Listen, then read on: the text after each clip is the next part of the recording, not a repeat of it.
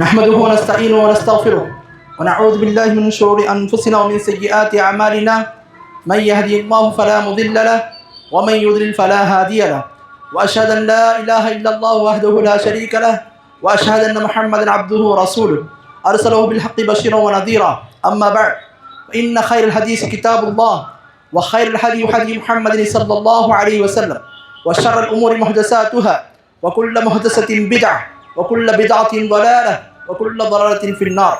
يا أيها الذين آمنوا اتقوا الله حق تقاته ولا تموتن إلا وأنتم مسلمون. يا أيها الناس اتقوا ربكم الذي خلقكم من نفس واحدة وخلق منها زوجها وبث منهما رجالا كثيرا ونساء واتقوا الله الذي تساءلون به والأرحام إن الله كان عليكم رقيبا. يا أيها الذين آمنوا اتقوا الله وقولوا قولا سديدا يصلح لكم أعمالكم ويغفر لكم ذنوبكم ومن يطع الله ورسوله فقد فاز فوزا عظيما. وقال الله تعالى في كلامه المجيد واعبد ربك حتى يأتيك اليقين. கண்ணிமிக்க அல்லாஹ்வின் நல்லடியார்களே, அல்லாஹ் தஆலாவின் சத்திய மார்க்கமான இஸ்லாமிய மார்க்கத்தை ஏற்று அந்த மார்க்கத்திலே உள்ள மிக முக்கிய ஒரு மகிழ்ச்சியான நாளாகிய ஈதுல் ஃபித்ர் என்று சொல்லக்கூடிய அந்த பெருநாள் தினத்திலே நாம் எல்லாம் தொழுகையை நிறைவேற்றிவிட்டு மார்க்கத்தினுடைய சில உபதேசங்களை கேட்பதற்காக இங்கே கூடியிருக்கிறோம். அல்லாஹ் நம் அனைவர் மீதும் அருள் புரிவானாக. கண்ணிமிக்க அல்லாஹ்வின் நல்லடியார்களே, அல்லாஹ் தஆலா நமக்கு வழங்கிய இந்த ரமலான் மாதத்திலே ஏதோ நம்மால் முடிந்த அளவுக்கு இபாதத்துகளிலும் அல்லாஹ்விடத்தில் நெருக்கத்தை பெறுவதற்கான சில நல்ல அமல்களிலும் நாம் ஈடுபட்டிருந்தோம். எனவே ரமலான் மாதத்திற்கு பிறகும் நம்மிடத்தில் இந்த இபாதத்துகளும் நல்ல அமல்களும் தொடர்ந்து இருக்க வேண்டும். அல்லாஹ் குர்ஆன்ல சொல்றான், வஅபுத் ரப்பக ஹத்தா யஅதியக்கல் யகீன்.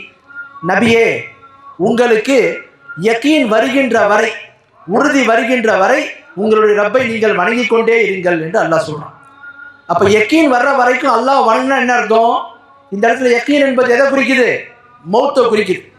அப்போ ஒவ்வொரு மனிதனும் அவங்களுடைய மௌத்து வர்ற வரைக்கும் அல்லாஹ்வுடைய வணக்கத்தில், அல்லாஹ்வை வணங்குவதில், நல்ல அமல்களில் தொடர்ந்து ஈடுபட்டு கொண்டே இருக்க வேண்டும். ஆக அல்லாஹ் அப்படிப்பட்ட வாய்ப்பை நம் அனைவருக்கும் தந்தருள்வானாக. கண்ணிமிக்க அல்லாஹ்வின் நல்லடியார்களே, நாம் ஒரு விஷயத்தில் மனசில் பதிய வைக்க வேண்டும். இந்த ரமலான் மாதத்தில் நாம் சில இபாதத்துகளை செஞ்சோம். இந்த இபாதத்திற்கான அடிப்படை என்ன? எதுக்காக இப்படி செஞ்சோம்? இதை அல்லாஹ் குர்ஆன்ல சொல்கிறான், வமா ஹலக்துல் ஜின்ன வல் இன்ஸ இல்லா லியஅபுதூன். மனித வர்க்கத்தையும் ஜின் வர்க்கத்தையும் என்னை வணங்குவதற்காகவே அன்றி தவிர நான் படைக்கவில்லை என்று அல்லாஹ் சொல்கிறான். மனுஷன் படைக்கப்பட்டதற்கான நோக்கமே என்ன? அல்லாஹ்வை வணங்கணும். அல்லாஹ்வை வணங்குறதுனா என்ன? வணக்கம்னா என்ன? வெறும் தொழுகை, நோன்பு, ஜக்காத்து, ஹஜ்ஜி இது மட்டுமல்ல. இது வணக்கத்தில் முக்கியமான அம்சங்கள். இதை தாண்டி நிறைய அம்சங்கள் வணக்கத்தில் முக்கியமான அம்சங்கள் இருக்கு. வணக்கம்னா என்ன அப்படின்றத பற்றி சொல்லும்போது சொல்லுவாங்க, இஸ்முன் ஜாமிஉ லிகுல்லி மா யுஹிப்புல்லாஹு வ யர்தாஹு மினல் அக்வாலி வல் அமாலி அஸ்ஸாஹிரத்தி வல் பாத்தினா. வெளிப்படையான அந்தரங்கமான சொற்கள், செயல்கள், இதில் எதெல்லாம் அல்லாஹ் பொருந்தி கொள்வானோ, அல்லாஹ்வுக்கு பிடிக்குமோ அவை அனைத்திற்கும் பெயரும் தான் இபாதத். நம்ம செய்யக்கூடிய வெளிப்படையான செயல், சொல், அந்தரங்கமான செயல், சொல், இதில் எதெல்லாம் அல்லாஹ்வுக்கு பிடிக்குமோ, அல்லாஹ் விரும்புவானோ அவை அனைத்தும் இபாதத்து தான். நம்ம எந்த ஒரு காரியத்தை நன்மையை நாடி இதை செஞ்சு அல்லாஹ்வுக்கு பிடிக்கும் நம்ம செய்யறோமோ அது எல்லாமே இபாதத்து தான். ஆக நம்முடைய வாழ்க்கையை நம்ம என்ன செய்யணும்? இபாதத்தாக மாற்ற வேண்டும். அந்த நோக்கத்திற்காகத்தான் அல்லாஹ் நம்மை படைத்திருக்கிறான்றதை பார்க்குறோம். அடுத்து நம்ம மனசில் மிக முக்கியமான நம்ம ஒரு எண்ணத்தை பதிய வைக்க வேண்டும். நாம் செய்யக்கூடிய இபாதத்துகள் இது நம்மளை என்ன செஞ்சிடாது? இது நம்மளை நேரடியாக சொர்க்கத்துக்கு கொண்டு போயிடாது. இது நாம் செய்யக்கூடிய இந்த நல்ல அமல்களை குறித்து ரசூலுல்லாஹ் சொல்கிறாங்க பாருங்க. ஹதீஸுகளில் வருது, புகாரில் வரக்கூடிய ஹதீஸ், சத்திது வகாரிபு. மக்களே, நீங்கள் அமல்களிலே நீங்கள் நடுநிலையாக ஈடுபடுங்கள் அல்லது அதற்கு நெருக்கமாக ஈடுபடுங்கள்.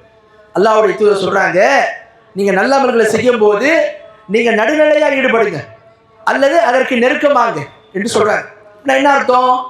நடுநிலையா அமல்களை செய்யறதுனா என்ன தெரியுமா அர்த்தம்? இதற்கு பல அர்த்தங்கள் தரப்பட்டிருக்கு. ஒருவர் நடுநிலையா அந்த மார்க்கத்தில் அமல்களை செய்யணும்னு சொன்னா அல்லாஹ்வை மட்டும் வணங்குறோம், அல்லாஹ்வுக்கு எதையும் இணையாக்கக்கூடாது. ஒருவர் நடுநிலையா இந்த மார்க்கத்தில் அல்லாஹ் வணங்க வேண்டும் என்று சொன்னால், நல்ல அமல்களை செய்ய வேண்டும் என்று சொன்னால் அவர் என்ன செய்யணும்? அப்புறம் கொடுங்க, விட்டுருங்க. ரெண்டாவது என்ன? நல்ல அமல்களை செய்ய வேண்டும் என்று சொன்னால் ரெண்டாவது விஷயம் என்னன்னு பார்த்தீங்கன்னு சொன்னால், நாம் ஒரு அமலை செய்யும் போது இஹ்லாஸா செய்யணும், அல்லாஹ்வுக்காக இஹ்லாஸோடு செய்யணும். அதுவும் என்ன? நடுநிலையா செய்யறதுக்கான அர்த்தம். மூணாவது, நாம நல்ல அமல்களை நடுநிலையா செய்ய வேண்டும் என்று சொன்னால் அதற்கு மூன்றாவது அர்த்தம் உறுதியாக மார்க்கத்துல செய்யணும். ஃபஸ்தகிம் கமா உமிர்த் அல்லாஹ் குர்ஆன்ல சொல்றான், நபியே உங்களுக்கு எப்படி கட்டளையிட்டோமோ அவ்வாறு நீங்கள் உறுதியாக இருந்து செயல்படுங்கள் அல்லாஹ் சொல்றான். அப்ப மார்க்கத்துல இந்த அமல்களை செய்யும் போது உறுதியாக இருந்து என்ன செய்யணும்? நாம அமல்களை செய்யணும். நாலாவது, நாம நடுநிலையா அமல்களை செய்ய வேண்டும் என்று சொன்னால் நிறைய அமல்கள் செய்யறது முக்கியம் அல்ல. நாம் எந்த அமல்களை செய்யறோமோ அந்த அமல்கள் ஆகியது அல்லாஹ்வுடைய தூதர் கற்றுத்தந்த மார்க்கம் சொல்லி தந்த வகையில இருக்கணும்.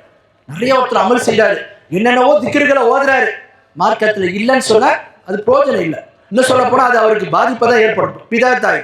ஆகவே நம்ம அமல்களை செய்யும் போது மார்க்கத்துல சொல்லப்பட்ட விதத்துல எப்படி இருக்குதோ அந்த முறையில் நம்ம செய்யணும். இதுவும் நடுநிலையாக அமல்களை செய்யறதுக்கான அம்சங்கள் பார்க்கிறோம். அடுத்து, நடுநிலையா அமல்களை செய்யுங்கன்னா என்ன அர்த்தம்? மார்க்கத்துல வரம்பு மீறவும் கூடாது, மெத்தனமாகவும் இருக்கக்கூடாது. வரம்பு மீறினா என்ன? மார்க்கு எப்படி சொல்லியிருக்குதோ அதை விட கூடுதலா. உதாரணத்துக்கு ஒருவரால் நின்று தொழுவ முடியல, மார்க் என்ன செய்யுது? உட்கார்ந்து தொழுவதுக்கு அவருக்கு அனுமதி தருது. இல்லை நான் என்ன ஆனாலும் பரவாயில்ல, என்னை வருத்திக்கு நான் நின்று இருப்பேன், நான் நின்று தொழுவேன்னு சொன்னா இதுல எந்த ஒரு நன்மையும் கிடையாது. இன்னும் சொல்ல போனா இது மார்க்கத்துல தவறு. ஏன்?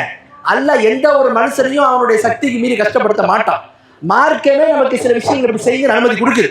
அப்ப வரம்பு மீறக்கூடாது எந்த விஷயத்திலையும். மார்க்க என்ன சொல்லுதோ, முடியலையா நின்று தொழுவது, நின்று தொழ முடியலையா உட்கார்ந்து தொழுவது, மார்க் அனுமதிக்குது. தன்னை வருத்திக்கிட்டு இந்த மாதிரி மற்ற மதங்கள் இருக்கிற மாதிரி அகலை குத்திக்கிட்டு தன்னை வருத்திக்கிட்டு உடலை காயப்படுத்திக்கிட்டு இந்த மாதிரி அம்சம் மார்க்கத்தில் இல்லை.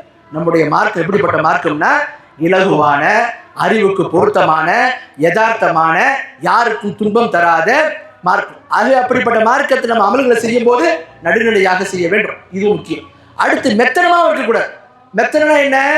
அமல்கள்ல பேணுதல் இல்லாம, அமல்கள்ல ஆர்வம் இல்லாம, அமல்கள் விஷயத்துல குறைவுடையவர்களாகவும் இருக்கக்கூடாது. ஆகவேதான் நாம் மார்க்கத்தில் அமல்களை செய்யும் போது நடுநிலையாக இருக்க வேண்டும். அடுத்து சொல்றாங்க, ஒகாரிபு, நீங்க நடுநிலையா இருக்க முடியலையா? ரெண்டாவது கட்டம் என்ன? அந்த நடுநிலைக்கு நெருக்கமாக ஆகுங்க. மனுஷன் என்பவன் எல்லா நேரத்திலையும் ஒரே மாதிரி இருக்க மாட்டான். அவனுக்கு பலகீனம் இருக்குது, ஏழாம இருக்குது, சில குறைகள் இருக்கு. அது மாதிரி சூழல் ஏற்பட்டா ஒரு மனிதன் என்ன செய்யணும்? இந்த நடுநிலைக்கு அவன் முயற்சிக்கணும். அதுல அவன் சில நேரத்தில் பின்தங்கிட்டான்னா குறைஞ்சபட்சம் அந்த நடுநிலைக்கு நெருக்கமாவது அமல் செய்ய வேண்டும். அப்போ நோக்கம் என்னவா இருக்கணும்? நடுநிலையா செயல் பண்ணுன்றது. அதே மீறி அவன்கிட்ட சில பலகீனங்கள் ஏற்படும் போது அவன் செய்யக்கூடிய அமலானது அந்த நடுநிலைக்கு நெருக்கமாக ஆயிடும். இப்படி செய்ய வேண்டும் என்று ரசூலுல்லாஹ் சொல்றாங்க. ஆக நம்முடைய அமல்கள் அப்படி அமைத்துக் கொள்ள வேண்டும். அடுத்து பாருங்க, ரசூலுல்லாஹ் சொல்றாங்க, வஅலமு, நன்றாக அறிந்து கொள்ளுங்கள், அல்ல யுத்கில அஹதுக்கும் அமலு அல் ஜன்னah, உங்களை நன்றாக அறிந்து கொள்ளுங்கள், உங்களை எந்த ஒருவரும் அவருடைய அமல் என்ன செய்யாத அவரை சொர்க்கத்துக்கு கொண்டு போயிடும். ஏதோ நம்ம இபாதத்து செஞ்சுட்டோம், குர்ஆனை ஓதி முடிச்சிட்டோம், நோன்பு கடமையை நிறைவேற்றிட்டோம், நம்ம பெருசா இதை செஞ்சுட்டுன்ற மாதிரி நினைக்க வேண்டாம். நாம செய்யக்கூடிய அமல்கள் நம்மளை சொர்க்கத்துக்கு கொண்டு போவாது. ரசூலுல்லாஹ் சொல்றாங்க, உங்களுடைய அமல்களை கொண்டு நீங்க சொர்க்கத்தில் நுழைய முடியாது. எந்த ஒருவரும் உங்களுடைய அமலை கொண்டு சொர்க்கத்தில் நுழைய முடியாது. சஹாபாக்கள் பாருங்க கேட்கிறாங்க, வலா அன்த யா ரசூலல்லாஹ், அல்லாஹ்வுடைய வேற ஒரு ஹதீஸ்ல அல்லாஹ்வுடைய நீங்களுமா? ஆமா, ரசூலுல்லாஹ் சொன்னாங்க, வலா நானும் தான், இல்லா யதகம்மதினி அல்லாஹு பிரஹ்மத்தின், அல்லாஹ் தன்னுடைய அருள்ல இருந்து அவருடைய ரஹ்மத்திலிருந்து என் மீது பொழிகின்றானே அது இருந்தாலே என்று தவிரன்றாங்க ரசூலுல்லாஹ். அப்ப ரசூலுல்லாஹ்வே சொல்றாங்க, நானும் சொர்க்கத்துக்கு நான் செய்யக்கூடிய அமலை மட்டும் போக முடியாது. ரசூலுல்லாஹ் யாரு? அல்லாஹ் குர்ஆன்ல சொல்றான், லக்கத் கான லக்கும் ஃபீ ரசூலில்லாஹி உஸ்வத்துன் ஹஸனா, உங்களுக்கு அல்லாஹ்வுடைய தூதர் இடத்துல ஒரு அழகிய முன்மாதிரி இருக்குன்னு அல்லாஹ் சொல்றான். அல்லாஹ்வுடைய தூதர் மாதிரி நீங்க இருக்கணும்ன்றான். நீங்க அல்லாஹ்வையும் மறுமை நாள் மீது நீங்க ஆதரவு வைப்பவர்களாக இருந்தீங்கன்னா, ஈமான் கொள்றவங்களா இருந்தீங்கன்னா, ரசூலுல்லாஹ்ட்ட உங்களுக்கு ஒரு அழகிய முன்மாதிரி இருக்கு. அந்த ரசூலுல்லாஹ்வை பார்த்தே கேட்குறாங்க சஹாபாக்கள், எந்த ஒருவரும் அவருடைய அமலை வச்சு சொர்க்கத்துக்கு போக மாட்டாங்கன்னா, ரசூலுல்லாஹ் அப்ப நீங்க நிறைய அமல் செய்வீங்க, அப்ப நீங்க போக மாட்டீங்களா? நானும் கிடையாது, அல்லாஹ்வுடைய அருள் இருந்தாலே தவிரன்றாங்க. அப்ப நல்லா விளங்கிக்கணும், நாம செய்யக்கூடிய அமல் அல்லாஹ் நமக்கு அதற்கு தரக்கூடிய அந்த கூலியானது, சொர்க்கமானது, இது ஏதோ ஒரு பொருளை நம்ம வாங்குறோம், ஒரு 100 ரூபாய் கொடுத்து ஒரு பொருளை பகரமா வாங்குறோமே, அது மாதிரி கிடையாது. நம்ம அமலை செஞ்சுட்டா அமல்கள் ஒருபோதும் சொர்க்கத்தில் நுழைவதற்கு அடிப்படை கிடையாது. என்ன அடிப்படை? அல்லாஹ்வுடைய பொருத்தம். அல்லாஹ் யார் மீது அருள் புரிகிறானோ அவர்கள் தான் சொர்க்கத்துக்கு செல்ல முடியும். அப்ப அமல்கள் காரணமா மட்டும்தான் இருக்கு. இதை விளங்குறதுக்கு ஒரு உதாரணம் பாருங்க. ஒருவர் சந்ததி ஒருத்தருக்கு ஏற்பட வேண்டும் என்றால் திருமணம் என்பது அவசியம். அப்ப திருமணம் என்பது என்ன? ஒரு காரணம் மட்டும்தான் இருக்கு. திருமணம் செஞ்சாலும் எல்லாத்துக்கும் ஏற்பட்டுருமா? இல்ல. அல்லாஹ் யார் மீது அருள் புரிகிறானோ அவங்களுக்கு தான் ஏற்படும் குழந்தைகள். அதே மாதிரி பார்க்கிறோம், நம்ம ஒரு விதையை பூமியில விதைக்கிறோம், எல்லாத்துக்கும் உடனே வந்து பயிர்கள் விதைகள்லாம் வந்துருதா அப்படிங்க பார்த்தீங்கன்னா வராது. அது என்ன மழை, அல்லாஹ் மழை பெய்துட்டாலே வந்துருமானா கிடையாது. அல்லாஹ் மழையை காரணமாக்கி இருக்கிறான். அந்த மழை பொழிஞ்சாலும் அல்லாஹ் நாடுனாதான் அந்த விதை என்ன செய்யும், அது பயிராகி நமக்கு என்ன செய்யும், அது கிடைக்கும். ஆகவே நம்ம ஒரு விஷயத்தை விளங்கிக்கணும், இந்த அமல்கள் என்பது சொர்க்கத்தில் நுழைவதற்கு அடிப்படையா இல்லை, காரணமா இருக்கு. அல்லாஹ்வுடைய பொருத்தம் தான். அல்லாஹ் நம்மளை வந்து அவனுடைய அருளை கொண்டு நம்ம மீது ஏற்படுத்தலாம் பார்த்தீங்களா, இதுதான் அடிப்படையாக இருக்கு. ஆக இன்னைக்கு அல்லாஹ்வுடைய அல்லாஹ் நமக்கு செய்யக்கூடிய இந்த அமல்கள் விஷயத்துல நம்ம கவனமா இருக்கணும். ஷைத்தான் நம்மளுக்கு மமதையை ஏற்படுத்திடக்கூடாது. நம்ம செய்யக்கூடிய அமல்கள் என்ன, நம்ம ரொம்ப செஞ்சுட்டு மாறலாம், என்ன செஞ்சாலும் சரி அந்த அமல்கள் நம்ம சொர்க்கத்துக்கு கொண்டு போவாங்க. அதான் அல்லாஹ் தஆலா குர்ஆன்ல சொல்றான், சூரத்து ரூம் 30வது அத்தியாயத்துல 45வது வசனத்துல, லியஜ்ஸியல்லதீன ஆமனு வஅமிலுஸ் ஸாலிஹாத்தி மின் ஃபضلி, அல்லாஹ்வுடைய அருளை கொண்டு அவங்க செய்யக்கூடிய ஈமான் கொண்டாங்களே, நல்ல அமல்களை செஞ்சாங்களே, அவர்களுக்கு அல்லாஹ்வுடைய அருளை கொண்டு என்ன செய்யறான், அல்லாஹ் தன்னுடைய அருளை கொண்டு அவர்களுக்கு கூலியை தருகிறான் என்று அல்லாஹ் தெரியப்படுத்துறான். ஆகவே நம்ம செய்யக்கூடிய அமல்கள் அல்லாஹ்வுடைய அந்த பொருத்தம் இருந்தா தான், அல்லாஹ்வுடைய அருள் நம் மீது ஏற்பட்டாதான் அது நமக்கு பயனளிக்கும். ஆக நிமிக்க அல்லாஹ்வுடைய அல்லாஹ்வுடைய அருள் கிடைக்க வேண்டும் என்றால் அல்லாஹ்வுடைய நெருக்கத்தை பெறுவதற்கு அமல்களில் ஆர்வம் காட்ட வேண்டும், நல்ல அமல்களில் ஈடுபட வேண்டும், இபாதத்துகளில் ஈடுபட வேண்டும். அப்போது அல்லாஹ்வுடைய பொருத்தம் நமக்கு என்ன செய்யும், கிடைக்கும். அப்ப அமல்கள் அல்லாஹ்விடத்துல நெருக்கத்தை பெறுவதற்கு காரணமா இருக்கு, அமல்கள் சொர்க்கத்தில் நுழைவதற்கு காரணமா இருக்கு. அது அடிப்படையா இல்லை. எது அடிப்படை? அல்லாஹ்வுடைய அருள். அல்லாஹ் யார் மீது மன்னிப்பையும் அருளை ஏற்படுத்துறானோ அவர்களுக்குத்தான் அந்த சொர்க்கம் என்பது கிடைக்கும். ஆக அப்படிப்பட்ட மக்களை அல்லாஹ் நம் அனைவரையும் ஆக்கியருவான. அமல்கள் விஷயத்தில் நாம் ஆர்வமாக இருந்து அதிகப்படியாக அமல்களில் ஈடுபட வேண்டும். அது அல்லாஹ்வுடைய பொருத்தத்தை கிடைப்பதற்கு காரணமாகவும் சொர்க்கத்தில் நுழைவதற்கு காரணமாகவும் இருக்கிறது என்பதையும் நாம் அறிந்து விட வேண்டும். ஆக நம்ம எந்த விஷயத்தை சொன்னோமோ அது சரியான முறையில் செயல்படுவதற்கு அல்லாஹ் நம் அனைவருக்கும் அருள் புரிவானாக. ஆக